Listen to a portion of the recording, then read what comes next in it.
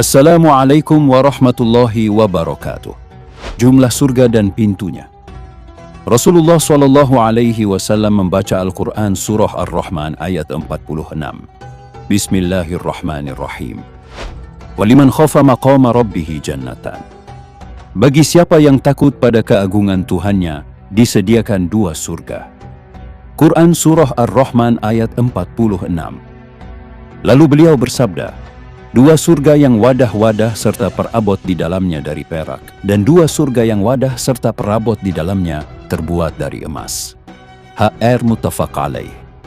Adapun pintu surga, maka sesungguhnya banyak sekali sesuai dengan akar-akar ketaatan, sebagaimana halnya pintu neraka sesuai dengan akar-akar kemaksiatan. Lantas amalan apa saja yang bakalan mendapatkan pintu surga? Mari kita simak kelanjutannya. Sahabat muslim yang dirahmati Allah Subhanahu wa Ta'ala. Abu Hurairah radhiyallahu anhu berkata bahwa Rasulullah bersabda, barang siapa membelanjakan sepasang hartanya di jalan Allah, maka dia akan dipanggil dari semua pintu surga. Surga itu memiliki 8 buah pintu seluruhnya. Maka jika orang itu termasuk orang yang suka mendirikan salat, maka ia dipanggil dari pintu salat. Bagi yang suka melaksanakan puasa, akan dipanggil dari pintu puasa. Bagi yang suka bersedekah, akan dipanggil dari pintu sedekah. Dan bagi yang berjihad, akan dipanggil dari pintu jihad. HR Bukhari dan Muslim. Allah Subhanahu wa Ta'ala berfirman yang artinya, dan mereka yang bertakwa kepada Tuhannya akan digiring ke surga dengan rombongan-rombongannya, sehingga apabila mereka sampai ke surga, sedangkan pintu-pintunya dalam keadaan terbuka, berkatalah pada mereka penjaga-penjaganya, salam sejahtera bagi kalian, sungguh berbahagialah kalian, maka masuklah kalian ke dalam surga buat selama-lamanya. Quran Surah Az-Zumar ayat 73. Di dalam surga itu telah berbaris anak-anak yang baik untuk menyongsong kedatangan penduduk surga, dengan penuh kecintaan seraya mengatakan, bergembiralah engkau dengan kemuliaan yang disediakan Allah untukmu. Kemudian salah seorang dari anak-anak itu pergi kepada sebagian istri ahli surga, yaitu bidadari, lalu dikatakan kepadanya, si fulan telah datang. Anak itu menyebutkan nama orang tersebut, yang ketika di dunia adalah calon suaminya. Lantas bidadari bertanya, apakah kamu sudah melihatnya? Anak itu menjawabnya, saya telah melihatnya dan sekarang ia berada di belakangku. Maka bidadari itu menampakkan kegembiraannya, sehingga ia berdiri di depan pintunya. Ketika laki-laki itu tiba di depan rumahnya, ia memandangi setiap sudut bawah bangunan tersebut. Tiba-tiba tampak olehnya batu intan lulu yang sangat besar, sedang di atasnya adalah istana berwarna hijau, kuning, merah, dan berbagai macam warna lainnya. Kemudian ia mengangkat kepalanya, maka terlihat olehnya atap istana itu. Dan seketika terpancarlah cahaya bagaikan kilat. Kemudian ia menundukkan kepalanya, dan ketika itu ia langsung mendatangi istri-istrinya bidadari tersebut, yaitu istri-istri bagi orang-orang yang bertakwa.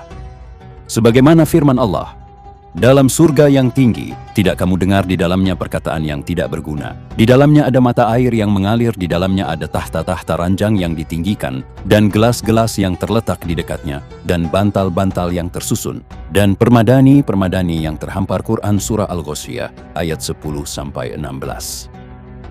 Benteng surga, tanahnya, pohon-pohonnya, dan sungainya. Dari Abu Hurairah radhiyallahu anhu, Nabi Muhammad SAW bersabda, sesungguhnya pagar benteng surga itu batu bata dari perak dan emas, debunya dari japaron dan tanahnya dari misik. HR Al-Bazzar.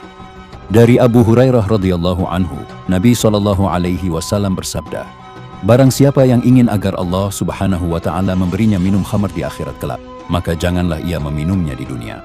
Dan barang siapa yang ingin agar Allah Subhanahu wa Ta'ala memakaikan pakaian dari sutra di akhirat, maka hendaklah ia tidak memakainya di dunia. HR Nasai.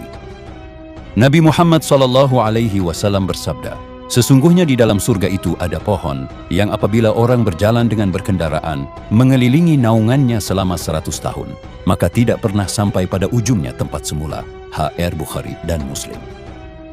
Pakaian kasur ranjang dan kemah ahli surga. Allah Subhanahu wa Ta'ala berfirman, Bismillahirrahmanirrahim. Ulaika lahum jannatu adnin tajri min tahtihimul anharu yuhallawna fiha min asawiro min zahabiu wa yalbasuna thiyaban khudran min sundusi wa istabraqim muttaki'ina fiha 'alal araik nimas cawab wa hasunat murtafaqah. Mereka itulah yang memperoleh surga Aden, yang mengalir di bawahnya sungai-sungai dalam surga itu. Mereka diberi hiasan gelang emas, dan mereka memakai pakaian hijau dari sutra halus dan sutra tebal. Mereka duduk-duduk sambil bersandar di atas dipan-dipan yang indah. Itulah sebaik-baik pahala dan tempat istirahat yang indah. Quran Surah Al-Kahf ayat 31. Masih banyak Al-Quran yang menyebutkan hal ini. Mengenali hal ini secara rinci disebutkan dalam hadis-hadis berikut ini.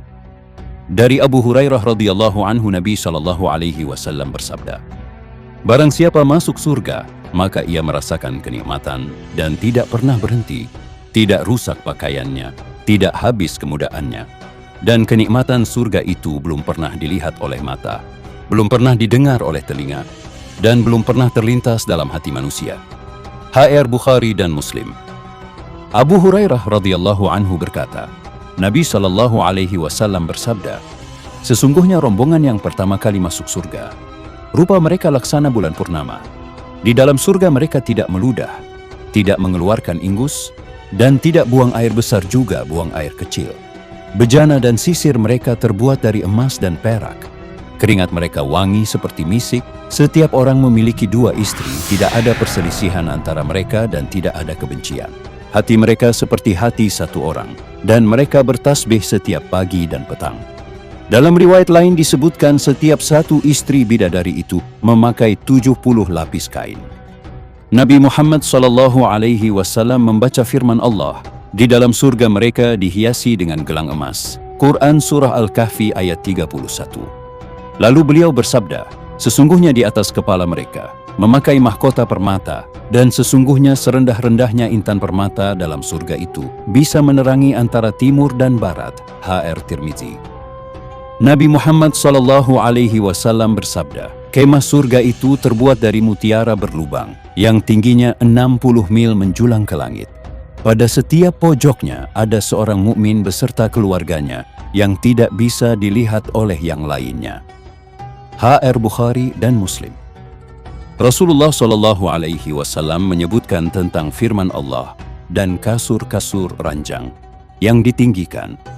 Quran Surah Al-Waqiah ayat 34. Lalu beliau bersabda, "Jarak antara 2 kasur ranjang seperti antara langit dan bumi." Makanan dan minuman ahli surga. Mengenai makanan ahli surga telah banyak diterangkan dalam Al-Quran, yaitu buah-buahan, daging burung, manna, salwa, madu, susu, dan makanan lainnya yang tak terhitung. Begitu juga mengenai minuman ahli surga, telah banyak disebutkan dalam Al-Quran. Allah Subhanahu wa Ta'ala berfirman, "Setiap kali mereka diberi rezeki berupa buah-buahan, mereka berkata, inilah yang dulu pernah diberikan kepada kami sebelum ini. Dan mereka diberi rezeki buah-buahan yang serupa." Quran Surah Al-Baqarah ayat 25. Jawaban pembantu Rasulullah menceritakan, "Ketika aku berada di samping Rasulullah SAW, tiba-tiba datang ulama kaum Yahudi. Lalu Tsauban menceritakan pertanyaan orang Yahudi tadi, hingga pada pertanyaan, 'Siapakah orang yang pertama berhasil melintasi Syiraf?' Lalu dijawab Nabi Muhammad SAW, 'Orang-orang miskin dari kaum Muhajirin.' Yahudi bertanya lagi, apa hadiah yang mereka terima setelah masuk ke dalam surga? Rasulullah menjawab lagi, makanan ekstra berupa hati ikan. Yahudi bertanya lagi, apa makanan mereka selama ada di surga? Rasulullah menjawab lagi, disembelihkan untuk mereka sapi surga, lalu mereka memakannya di halaman pelataran surga. Yahudi bertanya lagi, lalu apa minuman mereka? Rasulullah menjawabnya lagi, dari mata air surga yang bernama salsabila. Lantas Yahudi berkata lagi, benarlah engkau wahai Muhammad, HR Muslim. Rasulullah SAW bersabda, demi zat yang jiwaku dalam genggamannya, sesungguhnya satu orang dari kalian akan diberi kekuatan oleh Allah sebanding dengan kekuatan 100 orang dalam makan, minum, dan bersetubuh. Dan beliau bersabda, Buang air hajatnya ahli surga itu berupa keringat yang keluar dari pori-pori kulit mereka yang harumnya laksana minyak misik. Lalu setelah keluar keringat itu perut mereka mengecil. HR Nasai. Ibnu Mas'ud radhiyallahu anhu berkata, Rasulullah sallallahu alaihi wasallam bersabda, sesungguhnya engkau akan melihat seekor burung di dalam surga. Lalu engkau menginginkan untuk memakan dagingnya. Maka seketika jatuhlah burung di hadapanmu dalam keadaan telah digoreng. HR Al-Bazzar. Huzaifah radhiyallahu anhu berkata, Rasulullah shallallahu alaihi wasallam bersabda, sesungguhnya di dalam surga itu ada burung yang seperti unta.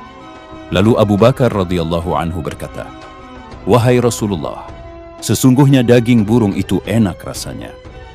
Nabi shallallahu alaihi wasallam menjawab, bahkan lebih enak dari yang pernah engkau makan, dan engkau wahai Abu Bakar, termasuk orang yang akan memakannya dalam surga.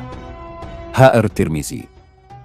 Abdullah bin Umar radhiyallahu anhu berkata, tentang firman Allah, diedarkan kepada mereka piring-piring emas. Quran Surah Az-Zukhruf ayat 71. Lalu katanya, diedarkan kepada ahli surga 70 piring dari emas. Dan pada setiap piring terdapat satu macam makanan yang berbeda dengan yang ada pada piring-piring lainnya. Abdullah bin Mas'ud radhiyallahu anhu berkata tentang firman Allah, dan campuran khamr murni dari tasnim. Quran Surah Al-Mutaffifin ayat 27. Lalu katanya, khamr yang diberi campuran tasnim itu disediakan untuk golongan kanan ahli surga, dan orang-orang muqarrabin juga turut meminumnya. Sahabat muslim yang dirahmati Allah subhanahu wa ta'ala, masuk surga bersama keluarga tercinta dan semua umat Nabi Muhammad sallallahu alaihi wasallam adalah harapan dan impian setiap muslim. Surga adalah tempat yang penuh dengan kenikmatan dan kebahagiaan abadi yang dijanjikan Allah bagi hamba-hambanya yang beriman dan beramal soleh.